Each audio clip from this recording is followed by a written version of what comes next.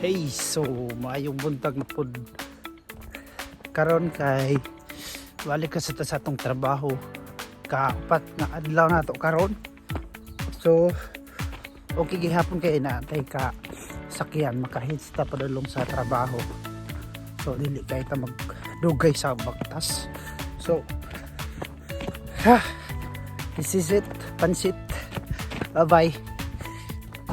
Oy, so baktas pa rin mga 10 minutos kaya ato ang isabayan i-drop rata dito sa dapit sa eskwelahan kay malate na daw siya.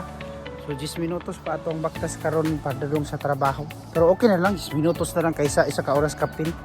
So dira ko nagbaktas gikan dito ganiya o dito na tapos pasubidaan yung bukira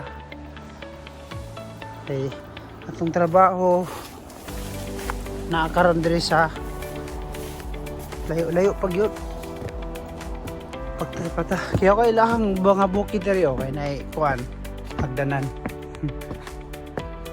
padayan lang ta. So kana mo na akong trabahoan karon na sa sunod kay diri man ko atong last time. So dira ta karon motabok ta diram di man hagid bukid kay hill ra may tao karon lang kay mga mugbo ra. So padayon ta. So diri ko karon magtrabaho na sab kanina sa diri paana nasa na dito ayo pa ya ang lisod diri kay kaniyo mga tunokon kani sakit kay grabe ni katunokon nga mga sagbot oh inahan ni siya puuhon at yun ni siya.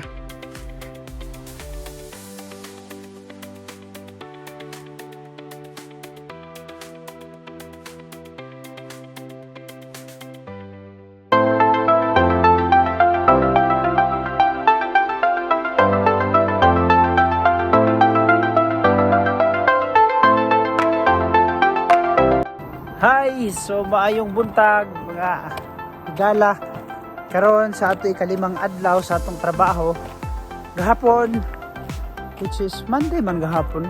Monday ba? Ay dili, Martes day gahapon. So Miyerkules karon wala ko katrabaho ato ang Lunes o Martes kay ulan kaayo diri sa New Zealand. So karon ko nagtrabaho Miyerkules kay nindot ang panahon, init. So palakaw na ko sa akong trabahoan, nakasakay ko pero dira punta man sa kanang drapanan, baktas na ko padulong dito oh. Dito pakita ninyo ipakita na ako ang trabahoan karon mao ni siya kana din ha nga mga kahoy niluan nako na nya ang ending anak kadto na sa kuano dagat, kita mo ang dagat to. Kayo kung gusto ka maligo ligo ka dito sa mga trabaho paway sa pod.